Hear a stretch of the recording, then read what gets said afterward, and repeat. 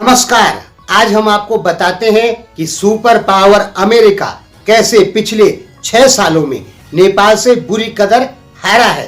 अब दोस्तों आप सोचेंगे कि अमेरिका तो सुपर पावर है और नेपाल तो एक बहुत छोटा सा देश है, तो ये कैसे हो गया।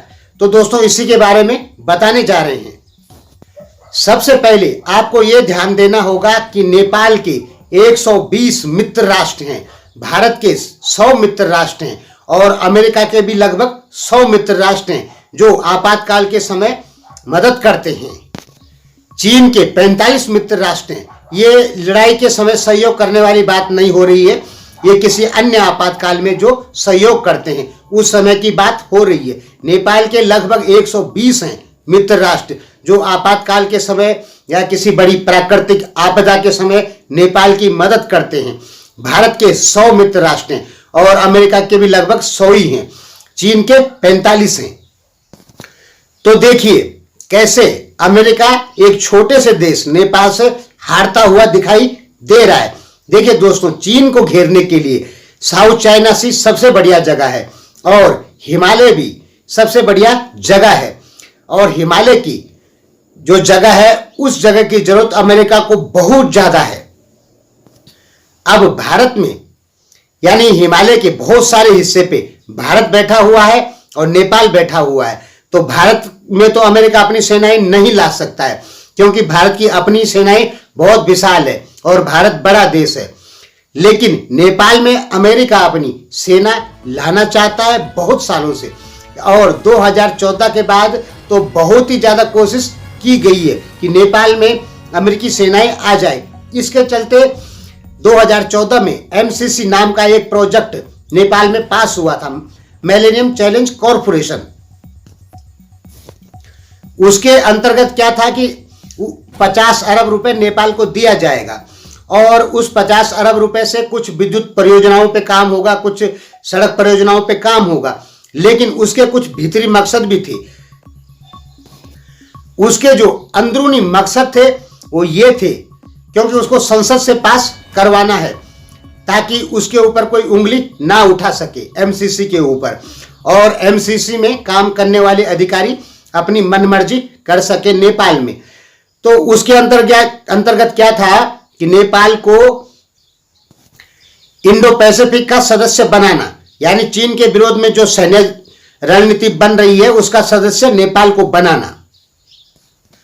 और अमेरिका इस प्रोजेक्ट को पास कराने के लिए पूरी ताकत लगा चुका है नेपाल में, क्योंकि अगर ये प्रोजेक्ट नेपाल में पास हो जाता है तो आने वाले समय में या 5 साल बाद या जब दूसरा सीजन आएगा एमसीसी का, इसका 5 साल का ही सीजन होता है, तो अमेरिका की जो दीर्घकालीन रणनीति थी उसके अंतर्गत क्या था कि कैसे भी करके नेपाल में अपनी सेनाएं रखनी है चाइना पे दबाव बनाने के लिए ताकि चीन को पूरी तरीके से घेर लिया जाए। साउथ चाइना सी से तो घेर ही चुका है अमेरिका चीन को, तो वो नेपाल वाले क्षेत्र से भी घेरना चाहता था और अमेरिका ने इसके लिए पूरी ताकत लगा दी।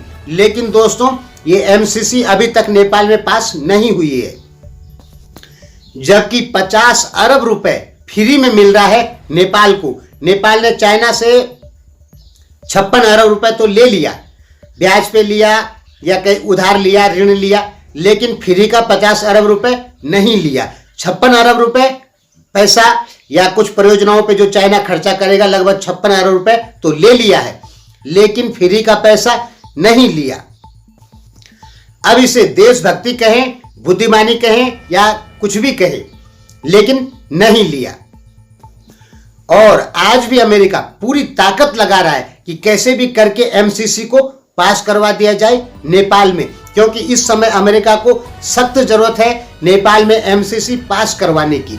क्योंकि उससे क्या होगा कि चीन का प्रभाव जो नेपाल में है वो कम होगा और नेपालियों को और तिब्बतियों को भड़काया जा सकेगा तिब्बत आजाद कराने में। अमेरिका की इतनी ताकत लगाने के बाद भी नेपाली लोगों ने वो पैसा स्वीकार नहीं किया, छोड़ दिया, और आज भी कोई भी नेपाली उस पैसे को स्वीकार करने को तैयार नहीं है। 50 अरब रुपए बहुत बड़ी रकम होती है। नेपाल एक छोटा देश है, नेपाल के लिए 50 अरब रुपए बड़ी रकम है क्योंकि देश छोटा है। नेपाल की पूरी जनता एमसीसी के विरोध में है। आप सीधा समझें, अमेरिका ने एड़ी चोटी का जोर लगा दिया है नेपाल में एमसीसी को पास कराने के लिए, नेपाल से चीन का प्रभाव समाप्त करने के लिए। लेकिन अमेरिका पिछले 4 सालों में 6 सालों में बिल्कुल भी सफल नहीं हुआ, बल्कि दिन प्रतिदिन अमेरिका की लोकप्रियता नेपाल में धीरे धीरे कम होती जा रही है। आपने देखा होगा साउथ चाइना सी के अगल बगल के जो देश हैं, फिलीपींस, ताइवान, जापान, ब्रुनेई, जो भी हैं, वियतनाम वगैरह, वो सब अमेरिकी रणनीति का हिस्सा बने हुए हैं। और इसी चीन को घेरने की रणनीति के तहत अमेरिका नेपाल को भी अपना हिस्सा या अपने साथ लाना चाहता था, और उसके लिए अमेरिका ने पूरी कोशिश की है, लेकिन वो पिछले 6 साल में सफल ही नहीं हुआ। अमेरिकी रणनीति अरब देशों में या साउथ चाइना सी के देशों में या दुनिया भर में लगभग बहुत ही ज्यादा सफल मानी जाती है, लेकिन नेपाल में वो सफल ही नहीं हुई है। जो अमेरिकी रणनीति नेपाल में बन रही थी वो पूरी तरीके से फ्लॉप हो चुकी है। हालांकि एमसीसी कहीं ना कहीं भारत के लिए भी नुकसानदायक है। वो क्यों है, वो उस पर हम वीडियो बना चुके हैं। तो दोस्तों, अमेरिका जो चीन को काउंटर करने के लिए नेपाल को या नेपाल से चीन का प्रभाव समाप्त करना चाहता था, उसमें अमेरिका बिल्कुल सफल नहीं हुआ, और उसके लिए अमेरिका ने पूरी ताकत लगाई, लेकिन आज तक सफल नहीं हुआ। नेपाल में चीन का प्रभाव तो बढ़ ही रहा है। रही भारत के प्रभाव की बात, तो वो तो 2008 में ही समाप्त हो गया था। ये बातें हम कई बार आपको बता चुके हैं कि भारत का अब नेपाल में कुछ नहीं चलता है। यानी नेपाली राजनीति में नेपाली नेताओं के ऊपर भारत का प्रेशर खत्म हो चुका है। हालांकि नेपाली लोग कहते हैं कि भारत का दबदबा चलता है नेपाल के नेताओं के ऊपर, तो दोस्तों वो पूरी तरीके से गलत बात है। अब भारत सरकार नेपाल के नेताओं पे प्रेशर नहीं बना सकती है। जब अमेरिका नहीं बना पाया, जो पूरी ताकत लगा रखा है नेपाल में अपना प्रभाव बढ़ाने के लिए, जब वो अपना प्रभाव नहीं बढ़ा पाया तो भारत कैसे बढ़ा देगा। नेपाल की जनता वैसे भी भारत का विरोध करती है।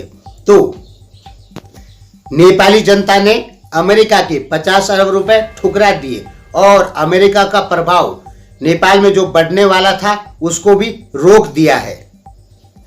ये बात नेपालियों की मानने लायक है, उनकी बात माननी पड़ेगी कि हाँ, उन्होंने ऐसा किया। हालांकि अभी बहुत सारे नेता ऐसे हैं नेपाल में जो एमसीसी पास कराना चाहते हैं और इसके लिए गुपचुप तरीके से काम भी कर रहे हैं, लेकिन नेपाल की जनता की नज़र में एमसीसी नेपाल के लिए घातक है, इसलिए उन्होंने इसे अस्वीकार कर दिया। और यही बात नेपालियों की मुझे ठीक लगी। हालांकि मैं इंडियन हूं और हर हाल में चाहता हूं कि नेपाल से चाइना का प्रभाव समाप्त हो।